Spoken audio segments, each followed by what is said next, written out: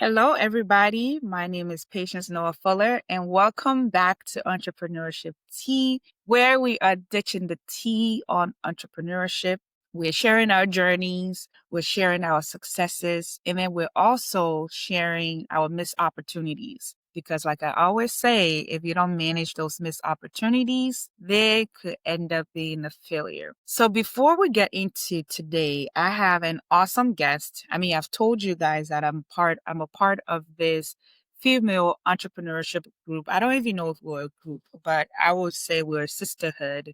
We comprise of a group of business owners who we meet on a regular basis every Friday to basically give feedback on our businesses, how we run our business, and we can ask each other any questions from, okay, how does this newsletter look? Or I'm thinking about hiring this person. Like, how did you guys hire this person? Or I'm thinking about applying for this loan. Here are the terms. What do you guys think? So we ask each other various of questions. And today I have one of my sisters with me. Her name is Esperanza. So I'm going to read her bio. And then after I read her bio, she's going to come in and tell us a little bit more about herself. And then we will jump into the interview. Well, I don't even call it an interview. It'll be more of a conversation because, you guys know, when I have my sisters on here, y'all know the vibe is different. The conversation flows a little bit different. So that's what you're going to get today. More of a natural conversation where we're talking about things that we already talk about,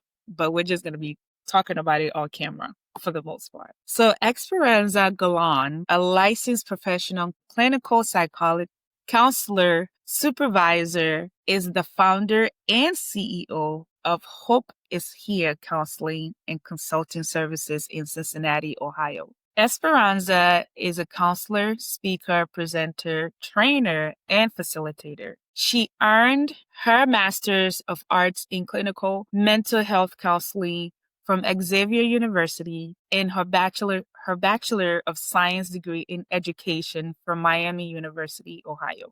With a passion for teaching and healing, she brings over 2 decades of experience in both educational, community, and clinical settings, where she's dedicated her career to fostering growth, healing, and development of others. Esperanza is passionate about supporting entrepreneurs, creatives, and helping professionals, counselors, medical professionals, and educators. Her counseling services focus on improving self-esteem, relationships, and quality of life. Additionally, she offers coaching and counseling services aimed at enhancing community living, clarity on vision for the future, anti-racism efforts, and helping individuals and organizations to overcome obstacles and achieve their goals. Her journey has taken her from classrooms and community spaces where she's trained teachers and students in local schools, including Cincinnati Public Schools and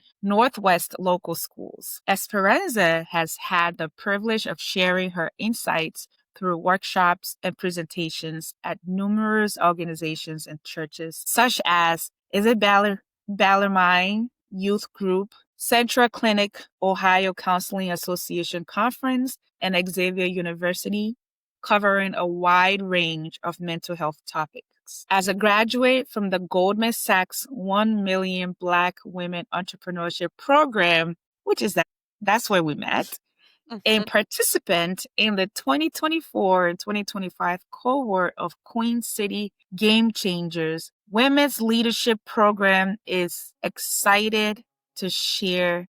Give it 1 second. Let me just backtrack a little bit. As a graduate from the Goldman Sachs 1 Million Black Women Entrepreneurship Program and participant in the 2024-2025 Queen City Game Changers Women's Leadership Program, she is excited to share her experiences and help others thrive. And today she is our guest.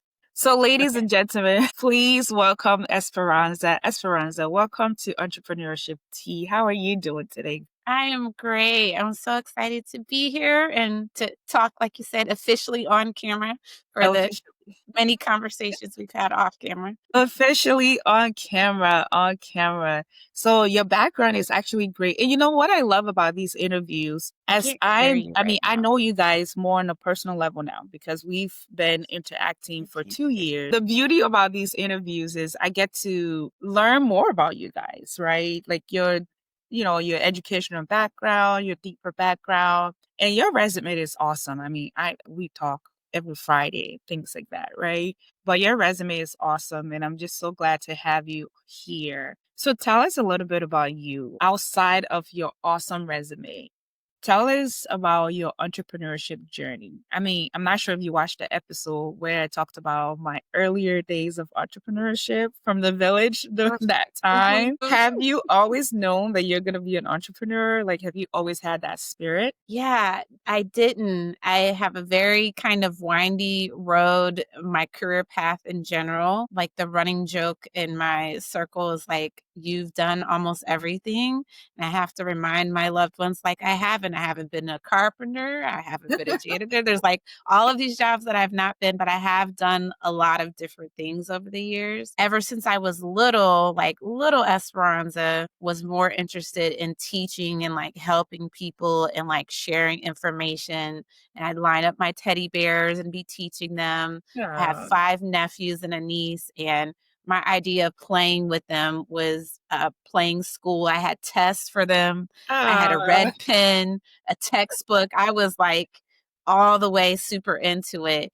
Ironically, though, although I didn't have words for it, my parents were both entrepreneurs. My mom would sell some of her craft things, and she was an amazing artisan in that way. And she'd make like blankets and jewelries and all kind of cool things. And she also had a daycare in our home that she was very successful at. And my dad had a series of businesses over, the years. I thought what they did was normal because they did mm, that and had another job, especially my dad, in mm, addition to that. But I also saw how hard they were working yeah. and how challenging it was. And, they never reached the level of having like $1 million business or anything like that. So it Yeah. was something I had no interest in doing and didn't even think that that was something that I would do. I was just going to teach kids, and that was the path that I was going to go. Different twists and turns eventually led me out of the classroom and into the counseling field. I kind of got disillusioned with the education system very early on, like in my student teaching process, which is like at the very end of the program. And so I was like, my goodness, like I'm not really wanting to be a teacher full time. And so I took some other opportunities to explore that then led me to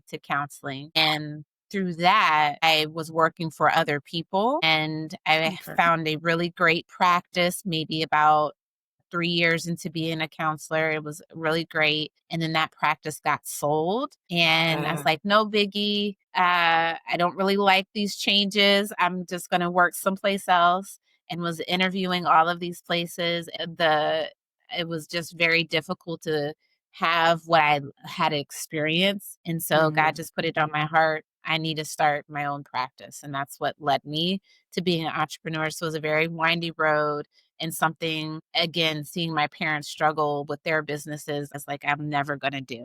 But then here you are. But then here I am. So, having seen your parents like struggle in their business, when you finally got into business, did it prompt you to be like, okay, because you grew up with it, right? So it's Yeah. almost like you could see some of the things that they were doing wrong, almost per se. Would you Yeah. say you learned from that to the point that once you became an entrepreneur, you were like, okay, I already know what the things, that you could do wrong, right? Did you had already had that foundation? Like, tell us about that, how that impacted your decision making when you became an entrepreneur. Yeah. I would say it was helpful, and I still felt very deficient. I always kind of equated being an entrepreneur more with the sales part of it, especially with the different jobs my dad had when he was working for other people or sales jobs. And Mm. even when he was working for himself, my dad was naturally good at sales. One of those people they said it's, could sell ice to Eskimos. Like that's like was my dad. And I just was never really good at that. And I was way more shy than my dad. He was super outgoing and never met a stranger. And so I was like, I don't know if I could really do that. So I felt extremely intimidated starting my business. And I realized I don't really have like the book knowledge or any of the structure piece, which is also what I saw my parents struggle with. So I did eventually learn along the way and am still in the process of learning more things to learn more of like the big picture pieces of running a business. I feel like a lot of entrepreneurs, including myself, they have a passion about something that they're doing, that they're creating, and they just kind of run with that Yeah. without thinking through the logistics and who are the teams and what's my website and all of those things. I definitely fall in that category. I mean, and there's different type of entrepreneurs, but I'm more of like the creative type. So I'm like, Yeah. I've got an idea, guys. Let me just try it out and see what happens. Like years down the line, learning about like market research, it's like, what's that? And even like Yeah. setting my prices, I literally set my price based on how old I was and adding $100 to that Mm. when I started my business. And I was like, that sounds good.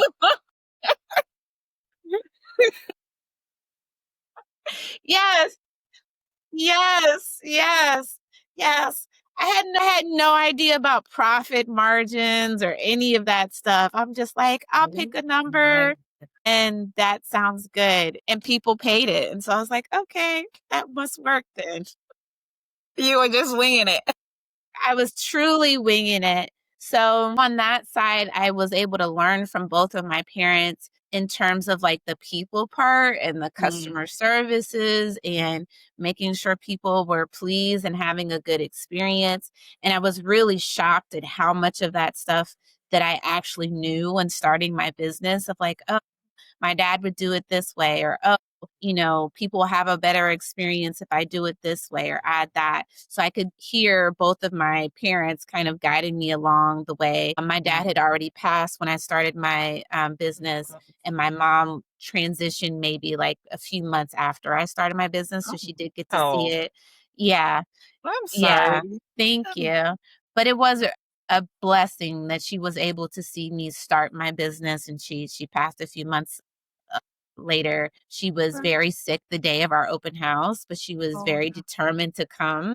oh, So like that's just a mama's heart. So of course. that is Yeah. like, a blessing. But I was like shocked, like I said, of like, oh, I do know more than I think I know, Yeah. even though this is like a scary process and something I'd never done and completely out of my comfort zone. Yeah, and I think also like having the confidence that you know enough to run a business is Mhm, a big thing mhm, as an entrepreneur mhm. too, because it seems it's almost like you're always doubting yourself or Yeah, you're too focused on the things that you don't know, right? yeah, Which yeah, sometimes cripples you because if you're focusing on things that you don't know, it will stop you from actually doing the things that you know, yeah, right? yeah, yeah. So it's great that you didn't let the fact that one, your parents didn't have $1 million business, you didn't let it, like impact the way you think to say, you know what, this thing is hard work. I'm not even going to do it. Right. One, you pushed through that fear and you started it. And then once you started it, you were smart enough or comfortable enough or self aware enough, right? To say, hey, there are some things that I don't know. Let me go find out how I can learn these things, right? And Mhm. lean in more with the things that you do know. So that's really awesome. That's really, really awesome. So like, you've started your business, right? Now you're running your business. Tell me, I know sometimes you work with a lot of entrepreneurs and things like that. Tell me, what have you find one as a therapist that prevents a lot of entrepreneurs from like succeeding or thriving in their business? Yeah, it's fear of failure. Like, what Mm, if this doesn't work? So they have like these really great ideas and like, the financial risk, which is yeah. fair to be cautious about, Right, right? You right. don't want to lose it all. But that sometimes will prohibit them from actually taking those steps and even talking to other people that could be resources and things like that. They very much like minimize like their ideas and what they're capable of. and like, oh, Mhm. I don't want to talk to somebody about like this idea. It's kind of silly. Maybe someone else has, thought of this already. Yeah. And so that's like second guessing themselves Yeah. really is a challenge. Like on the logistical side of things, people can learn almost anything. You don't have to know, right? Mhm. There's books, there's other entrepreneurs, there's Yeah. Google, but really it's their own mindset about their business, making it, like I said before, a lot smaller idea than what it really is that kind of Mhm. makes them procrastinate on getting started. And that fear Yeah. holds them back. Yeah, and the fear is a big thing because even from my own experience, right? When I was looking at starting my business, one of the things that I mean, I think I was overly confident anyways, but one of the things that sort of stopped me in my tracks was the fear of, okay, well, everybody own an insurance agency. So what's going to be special about mine, right? That was Yeah. a big thing that almost determined me, and I think it took me about a month to really come to the realization that, girl, listen, there's a reason why there's every corner has an insurance agency, just like every corner has a church, right? So it Right. took me a while to really come to that realization that, like, you can do this too, right? So that fear of, Mhm. okay, I don't want to compete against other people. I don't want to fail because other people have already done it and they've done it better than me, or they can do it better than me. Mhm. It does prevent a lot of people from starting. So, but Yeah. yeah. So let's also talk about entrepreneurs that are running businesses, right? For those of us who run businesses, sometimes it seems like we run on empty a lot, right? Mhm. Mhm. And Mhm. you also talking to entrepreneurs, like how have you find that us overworking ourselves in the long run it doesn't work out for us at all? Yeah, yeah. So what I found both personally and professionally on entrepreneur side is we don't have any boundaries. And Mm, so we just think we can do everything. And sometimes we have trust issues if we have other people that are working with us and we don't trust them to be able to delegate.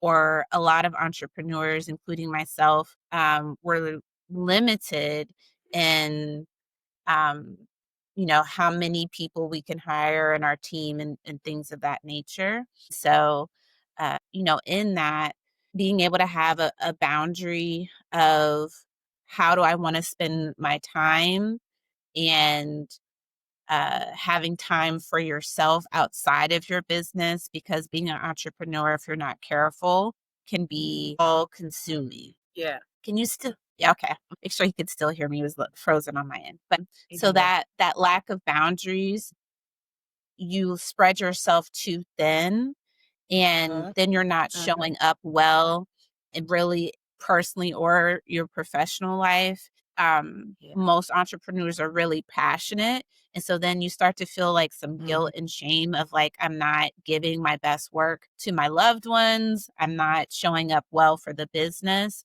And so recognizing rest is a requirement and having those activities and surrounding yourself with those people that are looking out for your well-being. And I think even for myself, one of the biggest shifts I've had to make is if I'm Mhm. not well, my business is not well.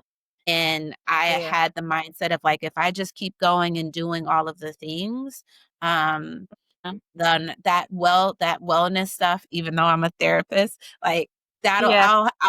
I'll fit that in later. Like, I'll work out later when I have the time, or, I'll take a day off later, after Yeah. I've accomplished my list of things. And so recognizing the opposite way around, if I am Mhm. taking care of myself when I show up for the business, it actually goes better. I'm more productive. I can get more done in a shorter amount of time because I'm not as exhausted. So boundaries is really key. Boundaries and understanding that taking care of yourself is taking care of the business, right? Yeah. Yeah. Because Yeah. you are the key stakeholder in that business. And if you're not Yeah. functioning, more than likely, if you're in the beginning stages of your business, is not functioning either, right? Mhm. So Mhm. understanding that is important. And I think hopefully those those of you who are watching us that you think, you know what, because I saw on IG this guy, he was able to go for 5 years without taking a vacation or 5 years working 12 hours a day. Listen, the human body wears out. Yeah. And that's a real thing, Patience, Yeah. because I cannot count the number of times that I've received a client Mm, because they went to their medical doctor with health issues, that their mhm, medical doctor was like, "You're fine. This is your stress. You're mhm, not having a heart attack. You don't have an ulcer. You don't like, you're fine physically, but it is your stress levels that are manifesting in this physical way that is making you think that it's a medical issue." And my entrepreneurs are the worst of that because I have to ask them like, is this anxiety or depression, or is it that you haven't slept in 4 days? How much caffeine? That's my first question. Right. How much caffeine are you taking? You told me you have 3 Red Bulls, right? Right. That's not anxiety. Yeah. That's caffeine. Oh, Lord have mercy. We are guilty. We are guilty. Yeah. Yep. Yep. Yep. Yep. But we're getting better. We're getting better. Yes, yes. I always tell my clients it takes one to know one. So I'm not telling you something that I'm like, man, I'm stressed. I'm like, girl, you just had a cup of coffee and an empty stomach. You fine. You need to Have a relax. snack. Right. Have a snack. You're fine. I remember earlier on during the year, I really wanted to, because I haven't updated my business plan since 2019. So Mhm. this year, I really wanted to like update my business plan with all the information we've learned from Goldman Sachs, and then Yeah. all the things that I know about my business because I'm doing this other program which is specifically insurance related. So I've learned all this stuff. I wanted to put it into like this one big business plan. Mhm. And I was literally up till 3 a.m. for 4 or 5 days in a row. I mean, sitting Mhm. on my ass. And my husband would come and like pop in, you've been working too much. Like, you need to take a break. I'm like, oh, honey, I just need to hurry up and get this over with. I'm going to be done. I'm Mhm. gonna. Literally 2 months later, all of a sudden, like I woke up this one morning, like my right leg was swollen. I mean, like swollen. I had forgotten that I was Mhm. sitting on my ass for literally almost a month trying to get this business plan going. And Yeah. I just wasn't thinking about it. And I would just go to the ER. They would do all the tests, nothing. I would go to the ER. They'll do all the tests, nothing. And then eventually my doctor was like, what have you been doing the last few months? And then like it just dawned on me. I was like, yeah, I've been kind of like pushing myself a little bit. And literally he was like, okay, why don't you take a week off and just like rest, get some sleep, and just rest your body because I think this Yeah. is stress related. And once I did that, I mean, it just disappeared. I mean, I understand that some of these things can be medically related and you shouldn't just relinquish it like that, right? Because some of these Yeah. things can lead to serious, serious underlying issues and things like that. But I think for me, and that's one thing I've started to be a little bit mindful of because I'm constantly sitting at my desks all the time. I've gotten to the point where I'm like, okay, you've had 3 or 4 meetings back to back. Get up and go walk, or just get up and go think of something silly and just clear Mm. your brain and things like that, right? So we're getting Yeah. there. We're not perfect entrepreneurs. We're not perfect. We're getting there. Baby Yep. steps, baby steps, Yeah. baby steps. So I want you to give someone who is looking to start a business, like what advice can you give them? Somebody who is looking to start. They haven't started, they're still contemplating on which direction to take, where they should lean. So they're still in this limbo space. Like, what advice would you give? Yeah. I would say to find a mentor, or a person or group of people that can support you in the way that I started my business, can just threw myself, just jumped off the cliff and was fortunate enough to be successful right away. But it was a lot Mm-hmm. of me figuring things out on my own, that then as time passed and the business grew and I was looking to how do I sustain the business? How do I grow the business? I was more at a loss, and I had to find those Are you still mentors to there? kind of help me. And I realized, oh, some of these things that I Hello? did. Hello, can you hear me? Yes, now I can hear you, but you Okay. froze. Yeah. So Okay. let's Oh, start back at, finding a community. yeah. So for me, when I started my business, I did a lot of it on my own and Mhm. figuring things out as I went. And I was fortunate enough to be successful. But then years down the road, when I was looking at, how do I grow the business and started reaching out for more support and more guidance, I realized, okay, some of these things I've done well, and some of these things I have to kind of backtrack and undo or add because I never had into place because I Mhm. just didn't know any better. And I think about the power of having support and people that are going at least the direction that you want to go, that have already Mhm. been where you're wanting to go, that can give you guidance. It's going to save you time. It's going to save you headaches. And you can avoid certain pitfalls that I just didn't know because I was very isolated in building my business. I was just kind of like nose to the ground, like, let's make this happen. And so I think just having a mentor is key because even when I see those businesses that I admire that are a lot Mm. bigger than mine, Yeah. they have a coach, they have a mentor, they have colleagues that they consult. And so don't Mhm. isolate yourself. It's really going to be detrimental to you in the long run. Yeah. And then also like people bring their own personality into running a business. Like if you have this bad habit, it's like, no, just because you don't feel comfortable with going to go meet people, it doesn't mean you should bring that behavior into running a business because Yeah. Yeah. you're going to rely on getting clients Yeah. to bring in revenue, right? Yeah. So Yeah. make sure you have your own personality and then you have a business personality, right? Yeah. Uh, Yeah. Yeah. because you're gonna definitely need those two. For me, when people see me on a regular, people think, "Oh yeah, she loves being around people." Mhm. The best time for me is when I close my door, when I come back home and close my door, or Mhm. those weekends or those days where like I'm gonna stay home and do nothing and just watch Yep. TV. Those Yep. are like my happiest days. But if I say that, okay, because this is how I am, I'm gonna bring that into running the business, then we wouldn't have been going to 5 years. So you have to be able Yeah. to separate, your personality from the personality you should have as a business owner. That Yeah. will really help you thrive as well. Yeah. Okay, so There's then yeah, go there's ahead. no better personal growth opportunity than to run a business.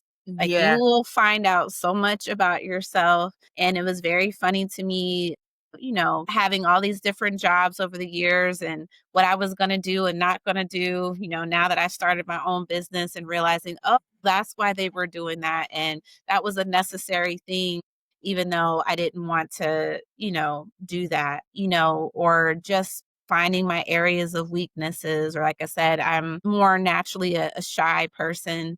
And so it yeah. takes me a little minute to warm up to people, and like, girl, you don't have time for that. Like, Yeah. you just have to get out there and talk to the people. And so definitely owning your business will stretch you and force you to look in the mirror and see, like, oh, I have to work on this part of myself if I want the business to be successful. Yeah, yeah, absolutely. One of the things that I've had to be proactive about, I mean, naturally on a personal, like everyday patients, I'm not a texter, like those who like to send text messages back and forth, like responding.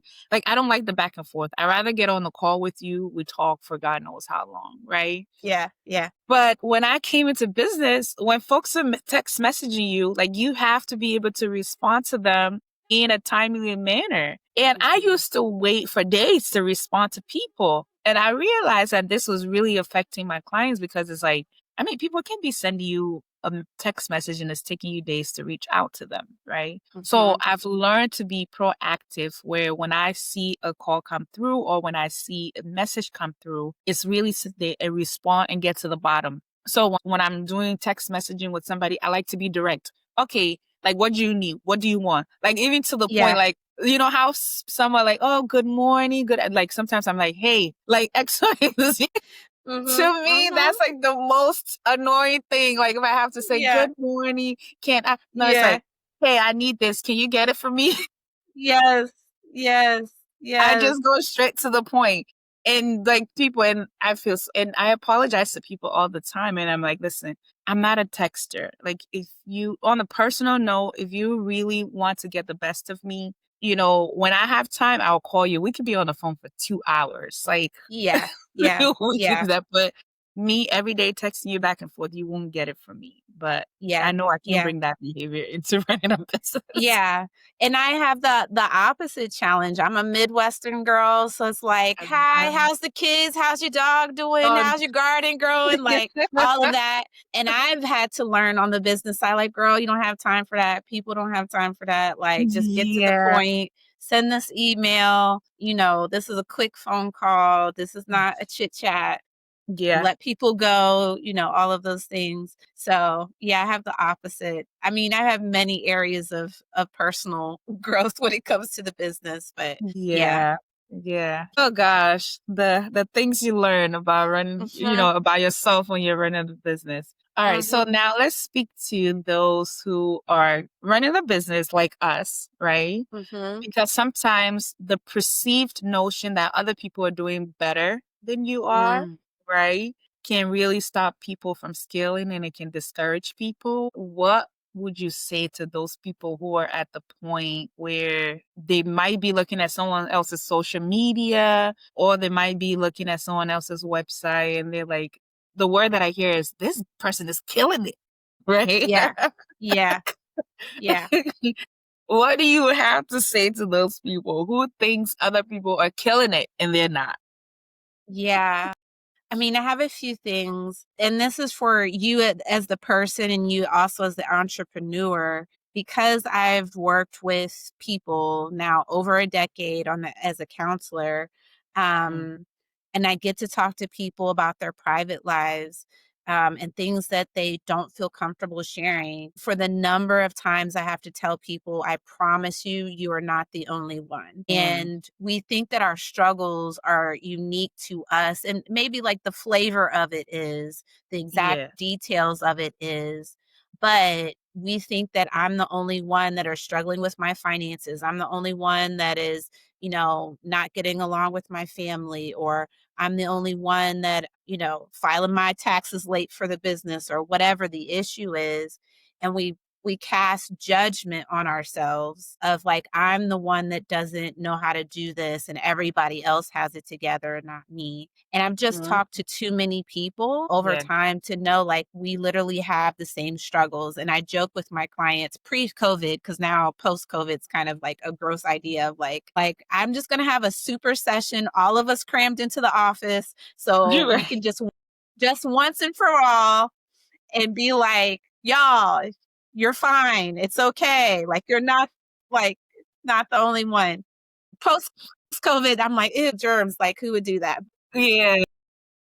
But pre-COVID, and they would laugh, but it's like, "Yeah, you're not the only one." And the more that you talk to people about what's going on behind the scenes, if they feel Mhm. willing enough to, um to talk about their journeys, you Yeah. find out like, oh, it's really hard. And the Yeah. thing that I did not realize about entrepreneurship is that there's levels. You Mm. struggle at your level and you Yeah. finally get a grasp on that and you become Mhm. successful and then you graduate to the next level. And then there's a completely different set of new challenges and things Yeah. that you had no idea about. And so that's the other reason why not to compare yourself, because you don't know what levels they are, what resources they've had to help advance them, Mhm. what Mhm. setbacks that they have had.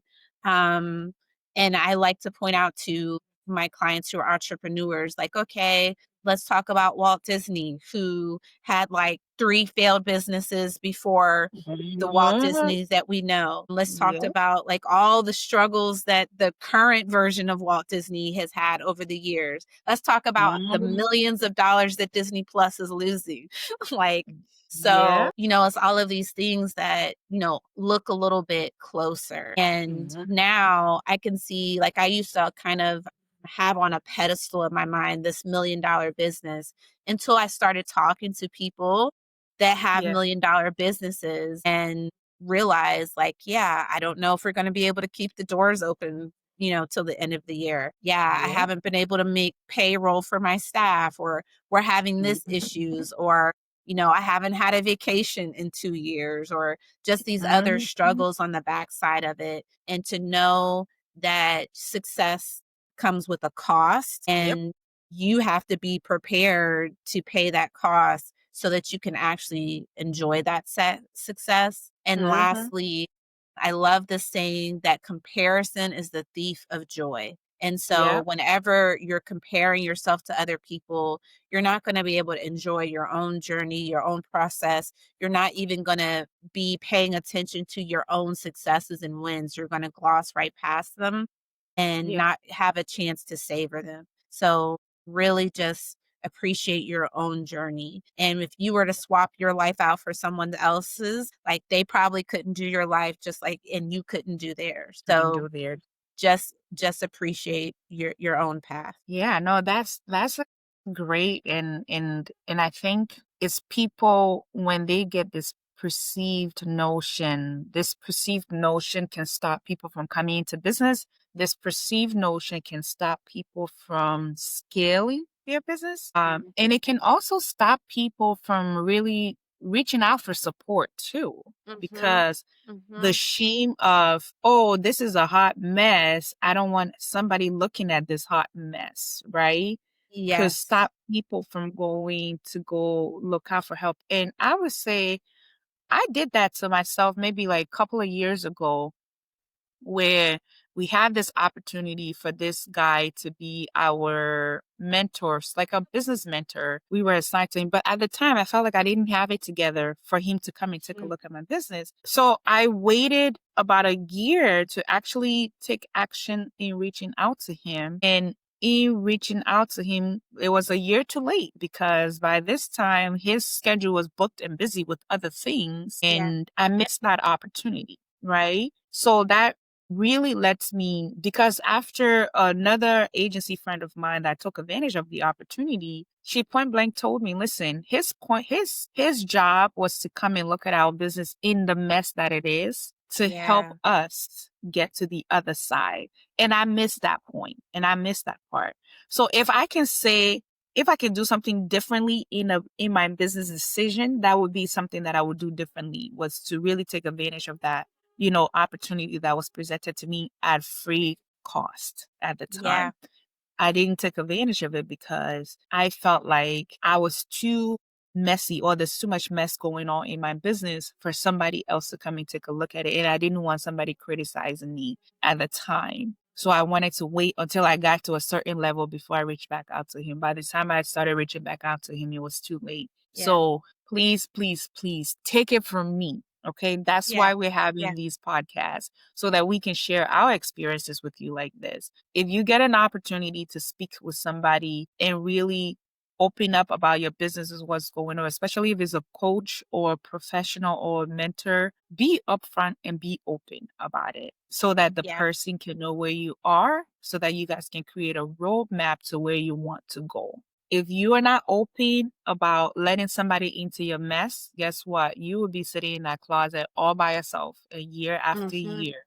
You'll be running Mhm. that mess. And eventually you're going to get tired. You're going to get overwhelmed and you'll end up closing your doors. So if you don't want to do that, take this feedback that we're giving you today, or take this advice. It's okay to be a mess, because at the end of Yeah. the day, nobody has it together yet. Everybody is figuring it out. And like Esperanza said, listen, every level has its own challenges, right? You just have to be willing to reach out to those who are on those levels, or be willing to invest money and hire somebody who will come in to help you put some measures and processes in place that will help fix whatever issues or whatever mess you feel like you're going through at the time. Okay. Yeah. So, to all my entrepreneurs out there, you guys can do it. You guys can do Mm. it. So, Esperanza, close us out. Like, give them the Esperanza closer. Yes, yes.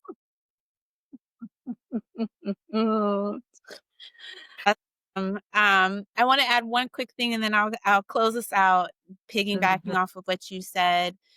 Don't let embarrassment of I supposed to know what's going on in this mhm. moment, this opportunity, or what people are saying Yep. to prevent you from reaching out from the help. When I think about my missed opportunity, or I should say opportunity gone wrong, I felt some embarrassment of like, this is what the professionals in the situation that have more experience me are guiding me to do, Mhm, and my gut says something is wrong about how this is going. mm, But because they're the experts and I'm not, I'm just mhm. going to kind of smile and nod and go along with it because I don't really understand what it is that they're saying. And Right. so my missed opportunity was like I should have asked more questions, and it cost me like thousands of Mhm. dollars. It was not a Oh my fun missed God. opportunity, Ugh. but I should have asked more questions and be okay with saying like I'm not really sure. Please break this down and explain it to me so I Mm, could have some more information to go with my gut and make a different decision, have some more protections. yeah. Yeah. Yeah. No, that's great. That's good. Ask questions, y'all. Ask questions. Yeah. You're Yeah. the one who's spending the money. Ask questions, or else you'll spend more money. Exactly. Exactly. You'll Exactly. spend more money. So, yes, Oh man. yes. So I like to close out my sessions with my clients with some homework and some affirmations. So homework for all of the listeners is to really kind of think about what is an area of personal growth that I see that's becoming a problem in my business that maybe I Mm, need some more help with. Is it my time management? Is it, my mm. communication skills? Is it, confidence in myself and believing in what it is I'm producing? But take some time to kind of think about what is this area of growth that I need to focus on so I can show up better for myself and show up better for my business. So that's the homework to the listeners. Okay. And my affirmations that I will have for you all today, since we talked about, missed opportunities and confidence, would be I believe that my ideas can go the distance. I believe that I have a voice that is worth hearing. I believe that I am uniquely made for such a time as this to put great things into the world. Amen to that. Here. Here, here. Amen, amen to that. Thank you so much for your time. I sincerely appreciate you. And thank you. I'm pretty sure I'll have you back again in the future I at would some love to. point. Thank you so much for your time. I appreciate you. And I'll see you on Friday. Yes. I will see you on Friday, girl. All right. Thanks, sis. Thanks, everyone.